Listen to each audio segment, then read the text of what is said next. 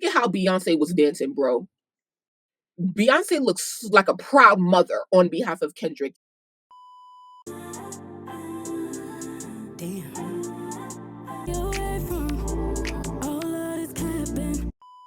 Anyway, let's get into Kanye West. So y'all see Kanye show up to the Grammys with his wife Bianca, whatever they did the red carpet. Then she turns around and drops her coat. I'm like, that is something I was not expecting at all. But I mean, expect the unexpected when it comes to them. And this is just disgusting. And it's like, yo, like Kanye is being that legendary father that he's supposed to be with showing North the way. Like you see him in the studio working with North on her upcoming album. North is also featured on FKA Twigs' album that just dropped a couple of weeks ago. It's like you're doing what you're supposed to do, but it's like, do you not have a daughter? Is this how you want your daughter to be treated? Could you see this for your daughter? Like, why treat other women like this is clearly you see her as an object, and it's really, really, really sad and disgusting. Please wake up and do better, because this is just disgusting.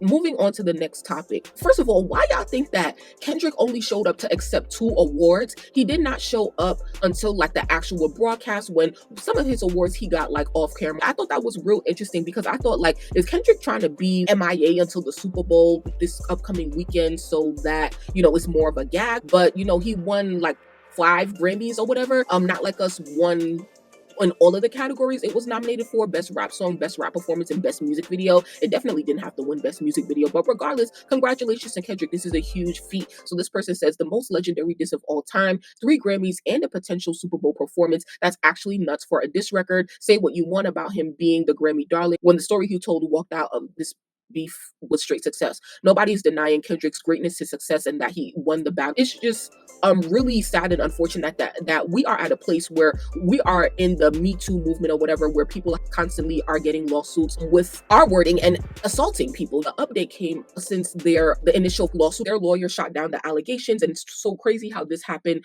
during Grammys weekend. And bro, one of the main dudes who was accused was standing right next to Doechii on the carpet, because that's Doechii manager. And it's just so crazy how you got these men walking around this big show, and they got all of these allegations, and it just dropped. Like, I understand people got to still do their job, but goddamn. So it says TDE's lawyer is saying that the 2 females that suing TDE were never employees. Then they said that there are text messages and communications that totally refute the baseless claims, and they're confident that they will prevail, like they're innocent or whatever. So it's just like, this is how it always goes. Like, they always say the allegations are false or whatever. So Kendrick is going to do an interview this week.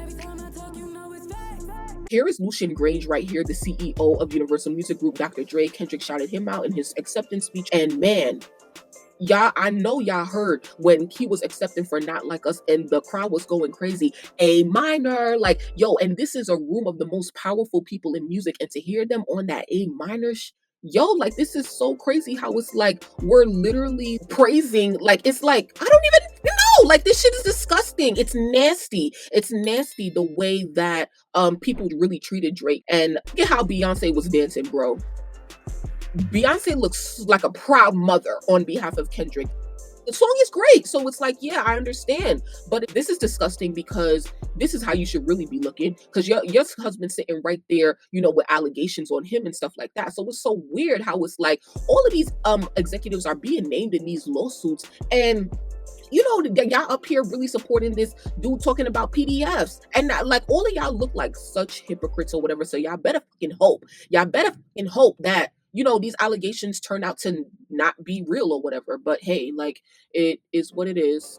I feel bad for Drake, and like, there's this conversation within our community about like, oh, like, like, who got it worse, Drake hate train or Nicki hate train? And it's like, I don't even want to sit here and have that conversation, but it's like, I think we're old enough, we're adults enough to be like, even though Nicki went through what she did, Drake went through what he did, I can still fault Drake for not supporting Nicki, because if he did, then they wouldn't be this attackable. But I can also sit here and say that even though I do place some blame on Drake, that what he's going through is incomparable, and it's disgusting. I don't stand for bullying when it comes to literally anybody. Like, I don't care who you are. I'm not with it. But let's see what he said. Stage, you hear the pedophile line, and you hear the whole crowd sing A minor. Strike a chord, A minor.